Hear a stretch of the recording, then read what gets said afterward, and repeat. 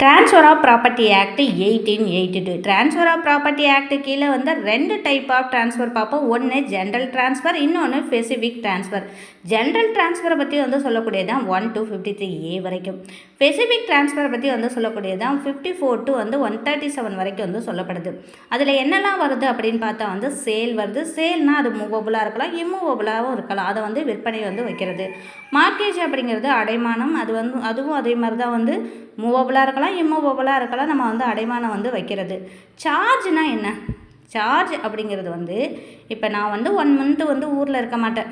நான் வெளியூர் போகிறேன் அப்படின்னா நான் ஏதோ ஒரு பொருளை வந்து நான் விட்டுட்டு போகிறேன், இல்லை வீட்டையோ இல்லை வந்து காரையோ ஏதோ விட்டுட்டு போகிறேன் அப்படின்னா அதை மெயின்டைன் பண்ணிக்கிறதுக்காக ஒரு அமௌண்ட் வந்து ஒரு நபரை வந்து கொடுத்துட்டு நான் பார்த்துக்குங்க அப்படின்னு சொல்லிட்டு போகிறேன். இப்போ நான் கொடுத்த அமௌண்ட்டை விட அவங்க அதிகமாக அந்த இடத்துல வந்து ஸ்பெண்ட் பண்ணியிருக்காங்க அப்படின்னா நான் ஊர்லேருந்து வந்த பிறகு அவங்க என்கிட்ட என்ன கேட்பாங்க? நீங்கள் கொடுத்த அமௌண்ட்டை விட நான் இவ்வளோ அமௌண்ட்டை வந்து செலவு பண்ணியிருக்கேன், அதனால் நீங்கள் அந்த அமௌண்ட்டை கொடுத்துட்டு அதுக்கப்புறம் வீட்டுக்கு போங்க, இல்லை அந்த அமௌண்ட்டை கொடுத்துட்டு நீங்கள் அதுக்கப்புறம் கார் எடுத்துங்க அப்படின்னு சொல்லுவாங்க. அதுதான் சார்ஜு, பொறுப்பிணைப்பு பொறுப்பு அப்படிங்கிறது. அப்போ அந்த கார் மீது என்ன இருக்குது அப்படின்னா சார்ஜ் வந்து இருந்திருக்கு. அப்போ அந்த சார்ஜை நான் கொடுத்துட்டு தான் என்னுடைய காரை நான் வந்து எடுத்துக்க முடியும். லீஸ்னால் தெரியும், ஆஸ் யூஸ்வல் குத்தகை வந்து இடுறதை பற்றி வந்து சொல்கிறது தான். பரிமாற்றம்னாலும் என்னான்னு தெரியும். பரிமாற்றம்னா என்ன? ஒரு பொருளை கொடுத்துட்டு இன்னொரு பொருளை நம்ம வாங்கிக்கிறது தான் அந்த எக்ஸ்சேஞ்ச் அப்படிங்கிறது. கிஃப்ட்னா வித்தவுட் கன்சிடரேஷன் ஸ்ட்ரேஞ்சர் கூட வந்து கிஃப்ட் வந்து கொடுக்கலாம். ஆக்ஷனபிள் கிளைம்னா என்ன? தொடர்த்தகு பாத்தியம் அப்படிங்கிறது என்ன அப்படின்னு பார்த்தோன்னா வந்து நம்ம இதுக்கு வந்து ஒரு மணி ஷூட்டை வந்து எக்ஸாம்பிள் வச்சுக்கலாம். ஏன் அப்படின்னா வந்து இந்த இடத்துல வந்து இப்போ ஏ பி 2 பேர் இருப்பாங்க. ஏ என்ன பண்ணுவார் அப்படின்னா வந்து பீட்டை வந்து எனக்கு இப்போதைக்கு உடனடியாக வந்து ஒரு அமௌண்ட்டு தேவைப்படுது, இப்போ நீ இந்த அமௌண்ட்டை எனக்கு கொடுத்துரு, எனக்கு ஒருத்தவங்கள்ட்ட வந்து ரைட் இருக்குது. என்ன ரைட் அப்படின்னா வந்து கிளைம் பண்ணிக்கிறதுக்கான ரைட் இருக்குது, அந்த ரைட்டை நான் உனக்கு மாற்றி விடுறேன் அப்படின்னு சொல்லி வாங்குறது தான் ஆக்ஷனபிள் கிளைமு. இதுக்கு எப்படி இபி பெட்டிஷனை வந்து எக்ஸாம்பிள் வச்சுக்கலாம் அப்படின்னா எக்ஸிக்யூஷன் பெட்டிஷனில் நம்ம என்ன பண்ணுவோம் அப்படின்னா யார் வந்து டிகிரி ஹோல்டரோ ஜட்ஜ்மெண்ட் டெபிட்டாரோ வந்து அவருக்கு வந்து அகெயின்ஸ்டாக வந்து நம்ம எக்ஸிக்யூஷன் பெட்டிஷனை போட்டு அவர்கிட்ட கிளைமை வந்து வாங்குவோம். இப்போ இந்த இடத்துல என்ன ஆகுது அப்படின்னா ஏ என்ன பண்ணுறாரு, அவருக்கு கிளைம் வாங்கிறதுக்கான ஒரு ரைட் இருக்குது. அந்த ரைட்டை இந்த பிங்கிறவர்கிட்ட வந்து மாற்றி விட்டுட்டு அவர்கிட்டேருந்து ஒரு அமௌண்ட்டை வந்து எடுத்துக்கிறாரு. இங்கே என்ன நடந்திருக்கு அப்படின்னா வந்து எனக்கு ஒருத்தவங்க மேலே ஆக்ஷன் எடுக்க ரைட்ஸ் இருக்குது, அந்த ஆக்ஷனை வந்து உனக்கு நான் மாற்றி விடுறேன், அந்த ரைட்டை நீ வந்து யூஸ் பண்ணி அவங்கள்ட்ட கிளைம் வாங்கிக்க அப்படிங்கிறது தான் ஆக்ஷனபிள் கிளைம், தொடர்த்தகு பாத்தியம்.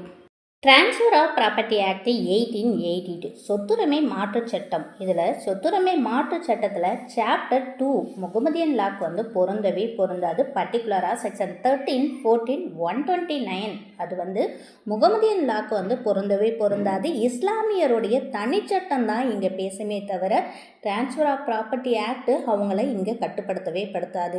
இதே போல் இந்துக்களுக்கு வந்து தனிச்சட்டம் தான் பேசுமா, ட்ரான்ஸ்ஃபர் ஆஃப் ப்ராப்பர்ட்டி ஆக்ட் வந்து அவங்களுக்கு அப்ளிகபிள் ஆகுமா அப்படின்னு பார்த்தா வந்து இந்துக்களை பொறுத்த வரைக்கும் வந்து தனிச்சட்டம் வந்து பொருந்தவே பொருந்தாது. ட்ரான்ஸ்ஃபர் ஆஃப் ப்ராப்பர்ட்டி ஆக்ட் தான் அவங்களுக்கு அப்ளிகபிள் ஆகும்.